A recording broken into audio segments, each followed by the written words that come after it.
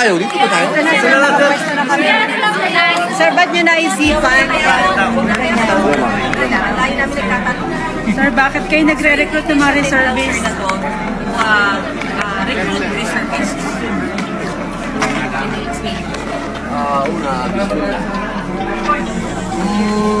Maraming dahilan. Unang dahilan siguro dahil gusto ko maging hindi naman ito bago sa akin. Matagal na itong gusto namin gawin. Hindi pa ako senador.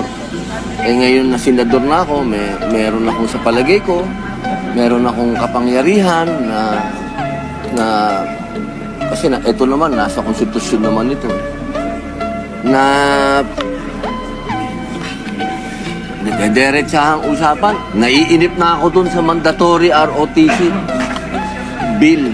Sobra na akong naiinip, kaya gumawa na lang ako ng sarili kong diskarte, katulong ang opisina, tsaka ang Senado, na magawa na, kahit man lang dito sa Senado, maumpisahan natin yung citizens military training. Hindi lang naman sa usapin ng gera o ano, hindi pati sa calamities, yung mga emergencies. Dito, ilang beses tayo dito nakakaroon ng mga earthquake. Kukunti lang ang usaa para sabihin natin sa 2,000 empleyado, kukunti lang yung usaa para pangatawanan yung safety natin. Para sa akin, dapat lahat tayo dito handa. Kung ano man yung pwedeng mangyari, handa tayo. Marami po ba na-express na interest? Sorry, natutuyo yung ano ko, fasting ha. Sorry ha, kailangan bumuelo. Marami po na naglayag ng interest na sumama. Ngayon, magandang balita. Ang target ko kasi talaga 300. Pero as of the moment, Ano po? 100 plus. Sir, 100 plus na po tayo.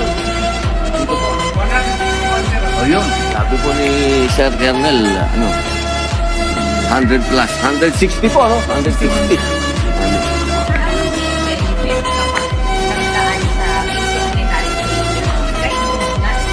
Yung benepisyo, sana, ako, kanina naman, pinilisinta ng Navy, maraming pwedeng makuha ang benepisyo. Pero sa akin, sana ang maging unang-unang nasa damdamin nung magpapa-enlist, ang magkaroon ng benepisyo, yung bayan. Yung pansarili mo, siguro para sa akin, iisang tabi muna natin. Nandyan lang yun, maraming benefits. Pinakita to, may funeral pa nga, nakakatawa nga. Pagka ikaw ay pumanaw, magkakaroon ka ng bandera, magkakaroon ka ng 2 sundalo dun sa tabi mo, gano'n. Marami, mayroong ospital, yung mga pansariling benepisyo ba. Pero sa akin, mag-concentrate tayo dun sa ang makakabenepisyo nito, ang bayan. Kapag tayo yung mga naging reservist, tayo ay magiging organisadong mga tao. Hindi uso sa atin ng panic. Pagka naging organized tayo, lahat ng bagay na dadating sa atin, handa tayo. Yun lang naman. Sir, wala ka na bang nakikita? Kailangan yung reservist. For example lang, sir, mamalaban sa West Philippines. Ito, sir, pwede na kasama. Katulad po nung sinabi doon kanina, napakaganda nung pagkaka-explica. Ang reservist, magiging katulong tayo nung mga tinatawag natin na talagang nandun yun di ba? Nakita mo doon, yung mga installations, government installations, pwede tayong, limbawa lang, sabi mo nga, baka magkaroon ng, sabi natin, ng armed conflict. Ang mga reservist, tayo, pag naging reservist tayo, pwede tayong pagkatiwalaan sa mga government installations. Kapag ka sinabi mo na government installation, tayo yun.